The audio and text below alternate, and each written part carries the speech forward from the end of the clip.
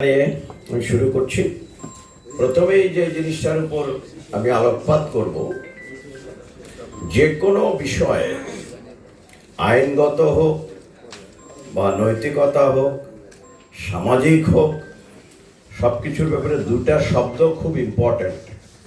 একটা হচ্ছে jurisdiction and limitation. আপনার এখতিয়ার কতটুকু আছে, আপনার পরিবার থেকে শুরু করে রাষ্ট্রীয় পর্যায়ে।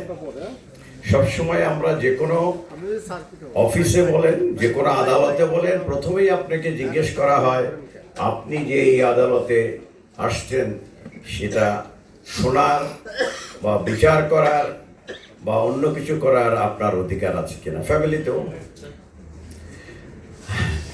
ছেলে বাবার অধিকার রাখে না, সেইভাবে সব জায়গায়